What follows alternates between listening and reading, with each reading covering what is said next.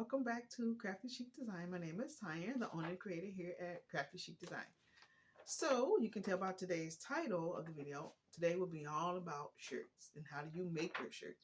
What are you using to make your shirts and the pros and cons of making shirts using these different items that I will be talking about in today's video. So in today's video, like I said, we're talking about shirts. I have my little handy little sheet here just so if I'm looking down, that's what I'm looking at just to see different things about making shirts. So I'm not going to waste a lot of time. Sorry, I'm sitting today feeling a little tired, feeling a little under the weather. Not sure if I'm coming out with a cold or something, but I wanted to get this video out anyway. So first thing I want to talk about, and most people start off when they start off making shirts, either they got a Cricut machine or a silhouette or something that they use to make their shirts with. And most of us are using what is known as heat transfer vinyl to make our shirts with. That's how most of us start, when we want to make shirts and want to make shirts for ourselves, our family, our friends. This is what we're using. So it's called heat transfer vinyl. Now, heat transfer vinyl, they come in different colors. They come in rolls. They come in pattern. They come in glitter. I do have some of it to show you here. So this here is some heat transfer vinyl I have here. Like you can see, this is like a pattern. Yeah, so you have your pattern heat transfer vinyl, and you have like your solid cut up colors of heat transfer vinyl. This here's a shirt that I did for this past Super Bowl. It came. So if you can tell, I don't know if you can tell that there's like glitter in that red, and so it's really cute designs that you can use to make with shirts. I really like heat transfer vinyl. So far, I haven't had any issues. I've tried different vinyl to use on shirts. So far, I haven't had any issues. None of the shirts that I've made for people have not had any issues with the shirts that I've made for them. So far, so good. I mean, I really like using it. I think it's easy. Like I said, you can cut out the designs on your Cricut, your silhouette, whatever it is that you're using. You can find different designs. If you have a Cricut, you can use Cricut Access. If you are a member, they do have some free designs on there that you can use as well. But you can find different designs off different websites, like design bundles. You have Creative Fabrica. I will list all these different places in the description so you can see where you can go to find different designs. If you're not creative, or you're stuck in a creative rut, and you want to find something. Of course, there's always Etsy. You can go and buy designs from there as well. I think that's a great way to start. Now, if you are doing like a lot of shirts in bulk, maybe you might want to do something, a little bit different. We'll later talk about that. Now, my next process that I have done to make shirts with is silk screen. Now, silk screen is a process of using a mesh screen. You use ink or some type of fabric paint. This is kind of like what the screen would look like. This is a smaller screen, but this is what it would look like. You would put a design on here using, like I have used this, and I have cut out a design on my Cricut, and I, of course, using removable vinyl, stuck it on here. You take paint, fabric paint, of course. This is a jar of fabric paint. You kind of can see what that looks like. And you kind of just take a squeegee, you squeege it through, and you put it onto the shirt. I don't really use that process anymore. I'll show you one of the shirts that I made using that. This is a shirt I made for a trip with me, my mom, my daughter, my sister, my niece. We went on a girls' trip. This is a shirt that I made for our girls' trip. Cute. No, came out cute. But I don't know if you can tell right there in the top. Right there. There's a lot of issues with the ink pulling through. So I had to do these shirts a couple of times. So this process can be messy. I didn't want to cut out the vinyl. I should have just went and cut out the heat transfer vinyl, but I wanted to try something different.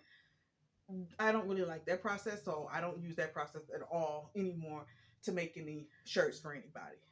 So that process can be messy. It can be kind of tricky if you want to use different colors and everything like that. So that's a process that I've gotten away from, but I wanted to definitely talk about that here in my video. The next process that I have been trying out, and this is a new process for me, is sublimation. I know a lot of people are talking about sublimation. I did not think I was going to get into sublimation. I was like, oh, I don't think I want to do that. Sublimation can be expensive.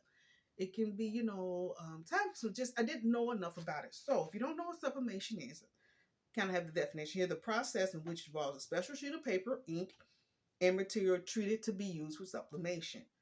Once heated, the ink fuses into the fabric. That is exactly what happens. Here's a shirt that I use, a shirt that I've made with sublimation. Now look how cute that is. That is the shirt I made for this past Valentine for myself. I mean,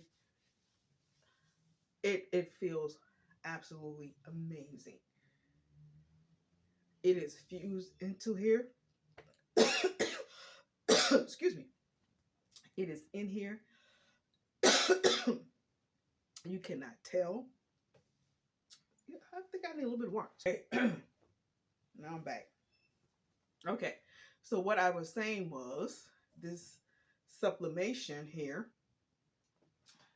I mean, it's so cute. And it is fused into this shirt. It is not coming out at all. I don't think that, it would take a lot for this to come out.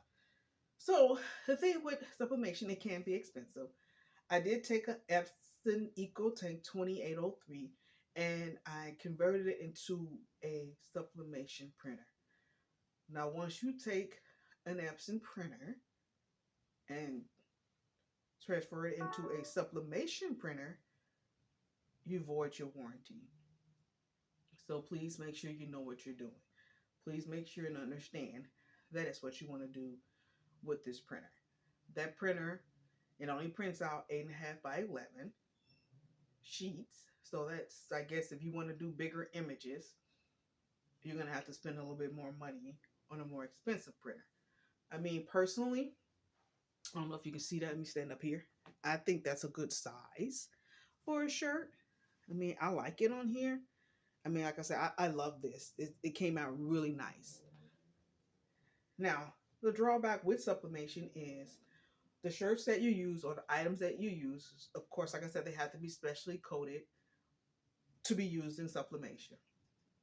Shirts have to be at least 61% or more polyester in order for the image to sublimate into the shirt.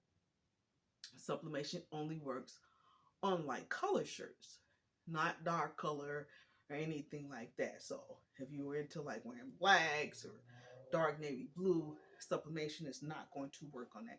Now, they do have bigger printers if you want to make bigger designs. I mean, a bigger printer, 13 by 19, can run you somewhere between $4.99 or even more.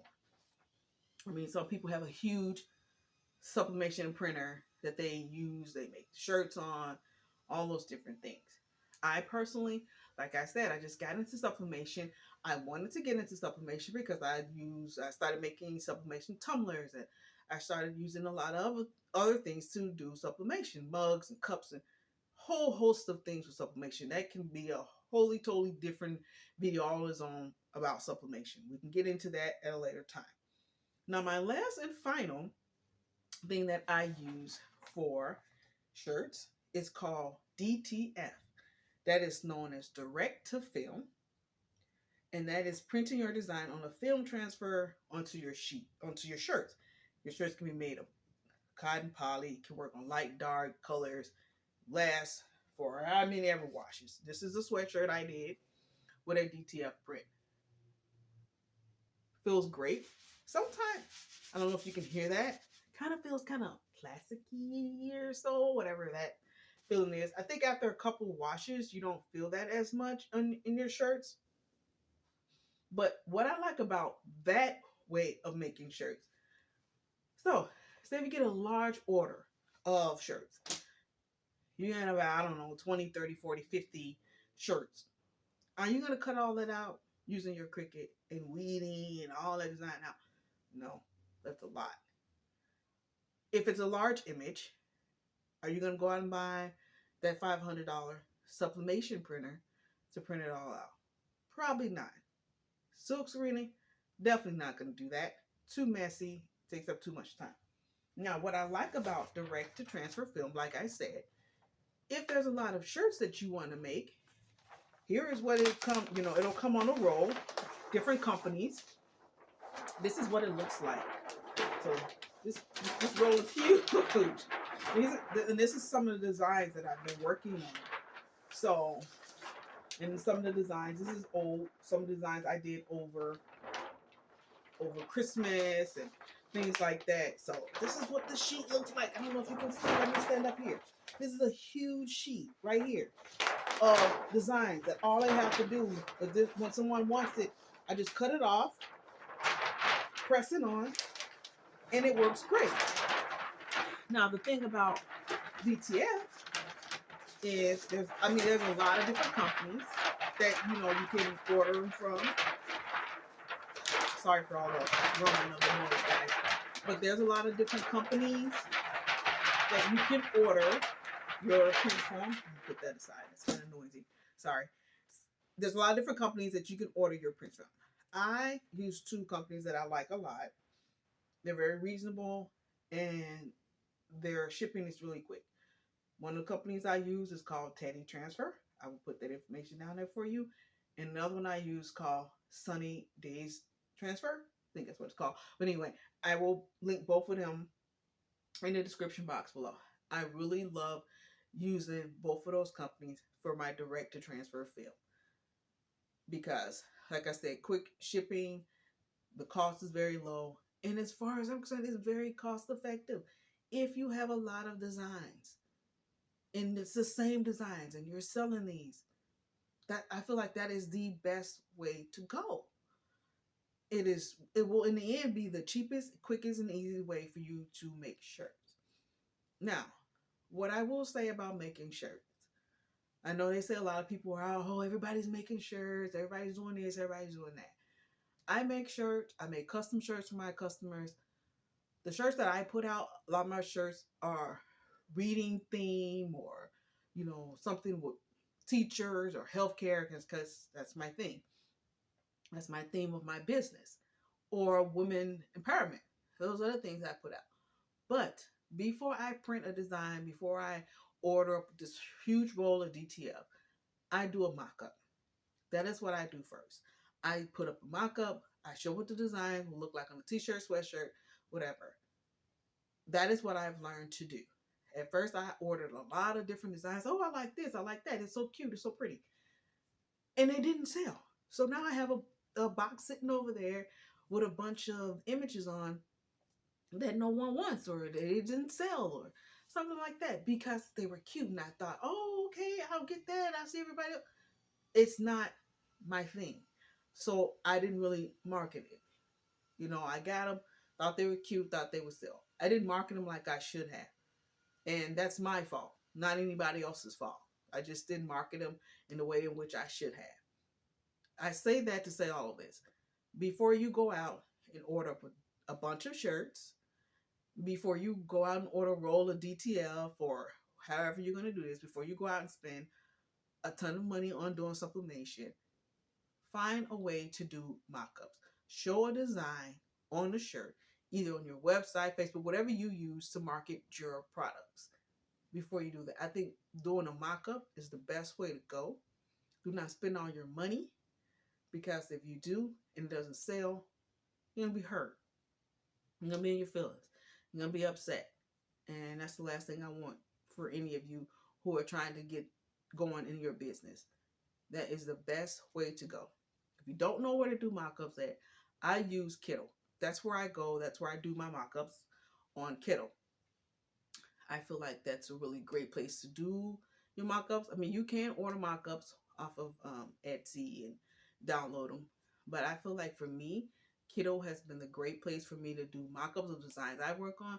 They have designs on there that you can change up and, do different colors to them. I just check out Kittle. I promise you, you will love it. I will link them down below. I feel like that's just the best place to get started if you're really heavily into t-shirt design.